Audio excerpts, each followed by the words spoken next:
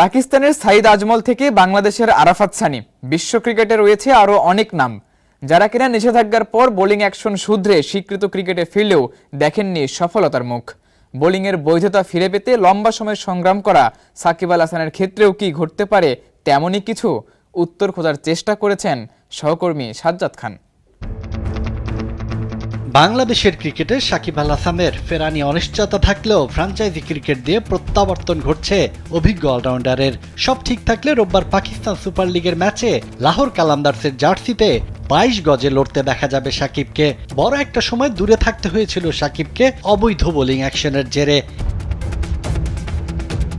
Action সন্দেহজনক হওয়ার পর দুবার পরীক্ষা দিয়েও ব্যর্থ হয়েছিলেন সাকিব। তৃতীয়বার পরীক্ষায় পাশ করায় মেলে মুক্তি, কিন্তু খেলারই সুযোগ পাচ্ছিলেন না। ক্যারিয়ার জুড়ে ফ্র্যাঞ্চাইজি ক্রিকেটে ব্যস্ত সময় কাটানো অলরাউন্ডার গোধূলি বেলায় খুঁজছিলেন খেলার সুযোগ।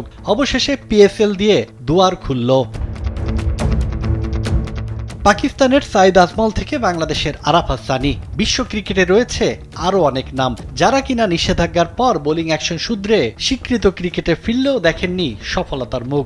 বোলিংয়ের বৈধতা ফিরে পেতে লম্বা সময় সংগ্রাম করা সাকিবের ক্ষেত্রেও কি ঘটতে পারে তেমন কিছু?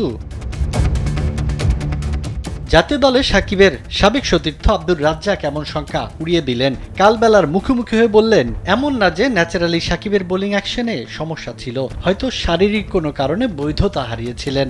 নর্মাল বোলিং অ্যাকশন এমনিতে ভালোই ছিল, বোলিংয়ে আগের ছন্দ ফিরতে খুব ঝামেলা হওয়ার কথা না, হয়তো পরিশ্রম একটু বাড়াতে হবে, অনেক দিন যেহেতু প্রতিযোগিতামূলক ক্রিকেটের মধ্যে নেই। 2024 সালের সেপ্টেম্বরে সারের হয়ে কাউন্টি ক্রিকেট খেলতে যান সাকিব। সেখানে সমারসেটের বিপক্ষে ম্যাচে তার অ্যাকশন সন্দেহজনক মনে হয় আম্পায়ারদের কাছে। পরে নেমে আসে বোলিং নিষেধাজ্ঞার খড়গ। বৈধতা ফিরে পেতে 3 বার অসংখ্য ক্যামেরার সামনে দাঁড়িয়ে দিতে হয় পরীক্ষা। সাজ্জাদ খান, কালবেলা।